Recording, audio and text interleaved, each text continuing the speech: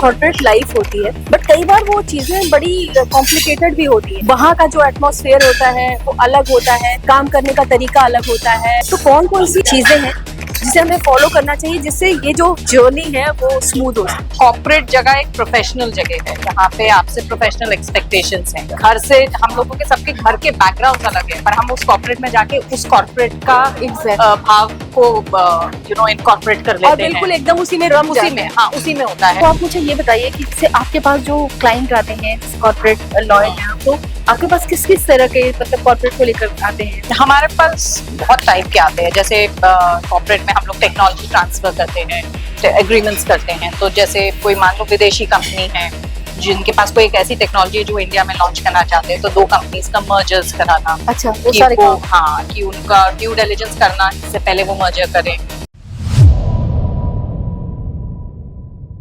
Corporate life में बहुत सारी दिक्कतें होती हैं। कई बार ये चीजें होती हैं कि कॉर्पोरेट लाइफ में चीजों को कैसे बैलेंस किया जाए, कैसे वर्क बैलेंस किया जाए। कई बार बहुत सारा कुछ हौच पौच होता है। तो आज मेरे साथ जो है वो बहुत अच्छी तरह से इन बातों पर चर्चा करने वाली है। बताएंगी कि कैसे कॉर्पोरेट लाइफ को हम बहुत अच्छी तरह से टैकल कर सकते हैं, एंजॉय कर सकते हैं। तो मेरे साथ है जानी मारी कॉर्पोरेट लॉयर जिनसे हम बात करने वाले हैं, और वो हैं लॉयर रेनी जॉय। बहुत बहुत स्वागत है। गृहलक्ष्मी मिसेस इंडिया के बारे में पहले जानना चाहूंगी, कैसा लग रहा है? और सबसे बड़ी बात, जो महिलाओं को लेकर ये जो पेजेंट है उस पर क्या कहना चाहिए? एक तो थैंक यू टू गृहलक्ष्मी कि मेरे को ज्यूरी राउंड में, आपने टैलेंट राउंड में ज्यूरी दिया। स्पेसिफिकली ये जो राउंड है, ये मैं सोचती हूँ कि it's very close to my heart, है ना, क्योंकि इसमें डिस्टिंग्विश लेडीज इसलिए होंगी कि उनके अंदर का टैलेंट क्या है। क्योंकि अल्टीमेटली मेरे हिसाब से आपके अंदर का टैलेंट ही है जो आपको ड्राइव करता है किसी भी चीज के लिए। चाहे खाना बना रही हो तो वो अगर टैलेंटेड है और उसमें शौक है तो उसमें कैसे आगे बढ़ते हैं। तो आई थिंक ये एक पैशन है जिससे कोई भी महिला आगे बढ़ती है। तो आई थिंक ये बहुत अच्छा है। दूसरा, Grihalakshmi is a leading publication Hindi उसमें, और इस टाइप के पैजेंट्स रख के आप मौका देती हैं, स्पेशली मिसेस इंडिया के उसमें, कि जो पीपल आर मैरिड, कि it is not just a teenage thing, कि आप आगे चल के भी आप अपने टैलेंट के बेसिस पे, अपने कॉन्फिडेंस के बेसिस पे आप कैसे कॉन्कर कर सकती हैं। So I think this is very commendable. So अब मैं जानना चाहूंगी, जो कॉर्पोरेट लाइफ होती है वो उसको लेकर कई बार बहुत अच्छा लगता है, मतलब कि मैं तो भाई कॉर्पोरेट में काम करती हूँ, बट कई बार वो चीज़ें बड़ी कॉम्प्लिकेटेड भी होती हैं, क्योंकि वहाँ का जो एटमॉस्फेयर होता है वो अलग होता है, काम करने का तरीका अलग होता है, बॉसेस अलग होते हैं। तो मैं जानना चाहूँगी कि कैसे, मतलब जो कॉर्पोरेट लाइफ में एंटर करते हैं तो कौन कौन सी वो चीज़ें हैं जिसे हमें फॉलो करना चाहिए जिससे ये जो जर्नी है वो स्मूथ हो सके? देखिए, सबसे पहले तो जब कॉर्पोरेट लाइफ में जाते हैं, हर कॉर्पोरेट का अपना एक तरीका होता है ना। जैसे अगर यूएस की कंपनी है उसका अपना होगा, इंडियन कॉर्पोरेट का अलग होगा। दूसरा, कॉर्पोरेट जगह एक प्रोफेशनल जगह है जहाँ पे आपसे प्रोफेशनल एक्सपेक्टेशंस हैं, जबकि घर से हम लोगों के सबके घर के बैकग्राउंड अलग है, पर हम उस कॉर्पोरेट में जाके उस कॉर्पोरेट का भाव को इनकॉर्पोरेट कर लेते हैं। बिल्कुल एकदम उसी में रम उसी में, हाँ, उसी में होता है। तो सबसे पहले हमें ये समझना जरूरी है कि घर घर है और कॉर्पोरेट एक प्रोफेशनल एटमॉस्फेयर है जहाँ पे आपको क्या करना है पहले से प्रोफेशनल रूप में पता है। तो पैशनेटली ड्राइव जरूर करिए उसको, पर उसका मतलब ये नहीं है कि कॉर्पोरेट के वर्किंग कल्चर को आप वापस घर भी ले जाएं। मुश्किल होता है, पर वो मेंटेन रखना बहुत जरूरी है। वर्क लाइफ बैलेंस मेंटेन करना, कि मतलब प्रेशर के अंदर आप ये ना भूल जाएं कि आपका खुद का मेंटल हेल्थ भी इम्पोर्टेंट है। तो उसके दायरे में रहते हुए आप क्या कर सकते हैं उस कॉर्पोरेट के साथ, जैसे वर्क लाइफ कल्चर जो कॉर्पोरेट के अंदर है उसमें कैसे है।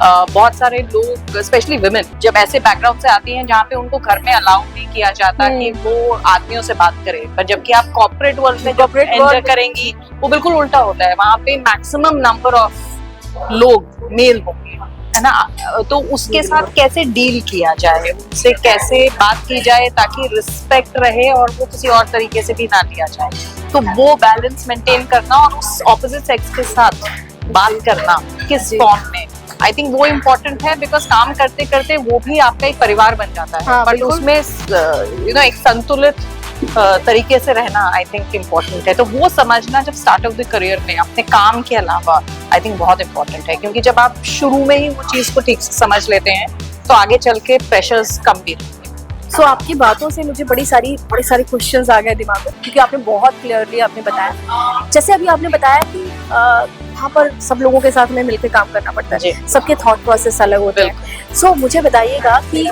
जब हम ज्वाइन करते हैं कोई कंपनी, स्पेशली तब जब हम नए हैं, तो उस वक्त हमें कोई ऐसी 5-6 बातें जो है, 5 या 6 बात या जितने भी आप बता सकते हैं, वो बातें जो हमें बिल्कुल ध्यान रखनी चाहिए उन लोगों के लिए जो अभी अभी वो कॉर्पोरेट में ज्वाइन कराना चाह रहे हैं या जिनकी फैमिली में कोई कॉर्पोरेट ज्वाइन कर रहा है।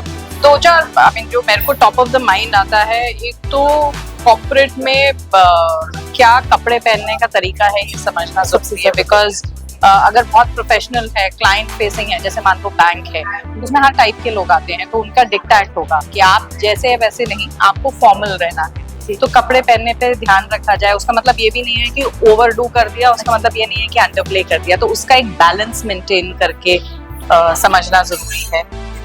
वर्किंग आवर्स के बारे में ज्वाइन करने से पहले समझना जरूरी है कि क्या वो आपके फैमिली बैकग्राउंड के साथ मैच करता है। अगर बहुत ज्यादा फ्रिक्शन है तो आप सारा टाइम खिंची हुई रहेंगी, घर पहुंचने पे भी और ऑफिस पहुंचने में भी। तो इसलिए उसके उस कॉर्पोरेट के क्या आपसे एक्सपेक्टेशन है आपके टाइमलाइन को लेके, वर्किंग डेज को लेके, छुट्टियों को लेके, आई थिंक वो समझना जब स्टार्ट में होता है। बिल्कुल, बिकॉज आप जब स्टार्ट कर रहे होते हैं ना, आपके पास एक्सपीरियंस नहीं होता, आपको ये भी नहीं पता होता कि क्या आप ये हक से मांग सकते हैं कि नहीं मांग सकते। तो इस करके तो गाइडलाइन समझना और कॉर्पोरेट से गाइडलाइंस मांगना क्लियरली बहुत जरूरी है।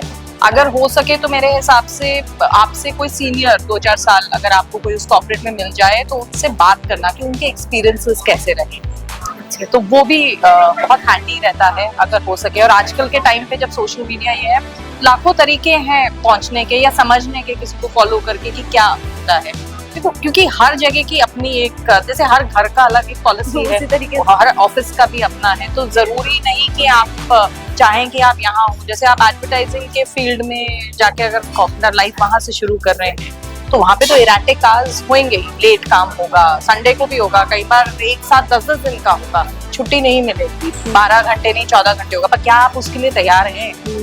क्या आपका फैमिली लाइफ उसको बैलेंस कर पाएगा? तो वो जरूरी है। दूसरा, जब आप काम करें तो मैं ज्यादातर जो न्यू हायर्स होते हैं उनसे ये समझने की कोशिश करती हूँ कि उनका पैशन किस तरफ है। एक है कि सिर्फ पैसे के लिए काम कर रहे हैं। पैसा आज मैं मानती हूँ कि बहुत सारे जगह मिल सकता है। इनफैक्ट जॉब से भी ज्यादा शायद कॉर्पोरेट फील्ड आपके टैलेंट को समझ के उस तरीके से प्रोफेशनल्स को देखने लगी है। तो ऐसा कोई काम ले जिसमें आप आगे चल के उस 5 साल बाद क्या बनना चाहती हैं, उसका कम से कम स्टेपिंग स्टोन उस कॉर्पोरेट में जरूर। अच्छा, ये तो फ्रस्ट्रेशन बिल्ड हो जाती है। जैसे अभी आपने 5 साल वाली बात है, थोड़ा सा उसको क्लियर करेंगे कि क्या मतलब, जैसे 5 साल मतलब ये है कि फ्यूचरिस्टिक कि हाँ, कि हम सोच रहे हैं कि हम 5 साल, आपने आज सोच के ज्वाइन तो कर लिया, पर क्या उस कॉर्पोरेट में आपको वो देने के लिए या उस इंडस्ट्री को आपको वो देने के लिए है जो आप चाह रही हैं। क्योंकि आप करियर तो आगे ही कि जब तक कि आपने कोई बहुत ही बुरा परफॉर्मेंस ना हो या कोई और रीजंस ना हो, करियर हमेशा आगे चलता है। किसी के लिए तेज अगर बहुत ब्रिलियंट है या किसी के लिए थोड़ा स्लो, पर जनरली जो क्लर्क के लेवल पे भी आया होता है वो किसी लेवल पे तो मैनेजर हो ही जाता है, जब 20 साल बाद। तो पर उसको आइडेंटिफाई करें कि कहाँ है, तो उस कॉर्पोरेट के बारे में समझना और आप कहाँ उस अपने स्कीम ऑफ थिंग्स में अपने पैशन को लेके करते हैं। हाँ, तो कहीं ना कहीं वो काम करें जिसमें कहीं खुद पैशनेट भी हो करने के लिए। जैसे मैं हमेशा कहती हूँ कि मछली को पेड़ पे चढ़ना नहीं सिखा सकती, है ना, और ना ही शेर को पानी के अंदर तैरना, चाह के भी नहीं कर सकते। तो आप जब जबरदस्ती वो कराने की कोशिश करते हैं तो होता क्या है कि अंडर परफॉर्मेंस होता है। ऑब्वियसली बात है, अंडर परफॉर्मेंस होगा तो फ्रस्ट्रेशन होगा। तो इसलिए चाहे थोड़ा टाइम एक्स्ट्रा रुक के या साथ के साथ आप जब करियर में चले तो थोड़ा लॉन्ग टर्म विजन लेके चले कि क्या वो चीज है जिससे आप पैशनेट है। बिकॉज अगर आप काम के लिए पैशनेट भी है तो वो काम आपको काम नहीं लगेगा, तो आपका परफॉर्मेंस ऑब्वियसली बात है अच्छा हो जाएगा। जैसे आप खाना बनाना अगर बहुत अच्छे से जानती हैं और आप किसी फूड इंडस्ट्री की पार्ट है तो आपको खुद से चाव होगा समझने के लिए कि अच्छा ये नया इंग्रेडिएंट आ गया है, इसमें क्या करना है, उसके मार्केटिंग, डिपेंडिंग किसी भी एरिया में आप ऑपरेशंस में होगे तो भी, मार्केटिंग में होगे तो भी, तो उस इंडस्ट्री अलाइनमेंट थोड़ा समझना मेरे हिसाब से जरूरी है। सो अभी आपने ये बताया, तो आप मुझे ये बताइए कि जैसे आपके पास जो क्लाइंट आते हैं, जैसे कॉर्पोरेट लॉयर हैं, तो आपके पास किस किस तरह के मतलब कॉर्पोरेट को लेकर आते हैं लोग? हमारे पास बहुत टाइप के आते हैं, जैसे कॉर्पोरेट में हम लोग टेक्नोलॉजी ट्रांसफर करते हैं, एग्रीमेंट्स करते हैं। तो जैसे कोई मान लो विदेशी कंपनी है जिनके पास कोई एक ऐसी टेक्नोलॉजी है जो इंडिया में लॉन्च करना चाहते हैं, तो दो कंपनीज का मर्जर्स कराना। अच्छा, वो कि सारे वो काम। हाँ, कि उनका ड्यू डिलिजेंस करना, इससे पहले वो मर्जर करें, अग्रीमेंट्स फॉर्म करना, या कोई टोल आ रहा होता है उसका कंसेशनर एग्रीमेंट कि वो कैसे टोल का होगा। तो इस टाइप की चीजें कॉर्पोरेट स्फीयर में ज्यादा होती है करने के लिए, लिटिगेशन से ज्यादा, और आर्बिट्रेशन होते हैं जैसे एग्रीमेंट्स, अगर मीडिएशंस इस टाइप। सो आपके पास ऐसे लोग भी आते हैं जो कई बार कॉर्पोरेट में प्रताड़ित जिसको कहते हैं, वो लोग भी आते हैं, ऐसे क्लाइंट्स भी आते हैं कि जो लोग मतलब थोड़ा अपनी ऑफिस की तरफ से प्रॉब्लम में भी रहे, कुछ ऐसे भी लोग आते हैं? तो कॉर्पोरेट फील्ड में इंडिविजुअल्स लॉ साइड में नहीं आते, पर मैं एक फाउंडेशन भी चलाती हूँ। अच्छा। तो फाउंडेशन के कारण लीगल हेल्प के लिए काफी सारे लोग आते हैं। अच्छा। तो जिनको हम जो जिस फोरम्स में या हमारे साथ के जो वॉलंटियर लॉयर्स हैं, और कभी मैं खुद भी एडवाइस भी करती हूँ, तो बिल्कुल आते हैं। जैसे सेक्सुअल हैरेसमेंट के केस में women आती हैं, पॉश के केसेस में एडवाइजरी लेने आते हैं कि क्या करना है, कभी रिटन कंप्लेन कर देना या किस टाइप से एड्रेस करे।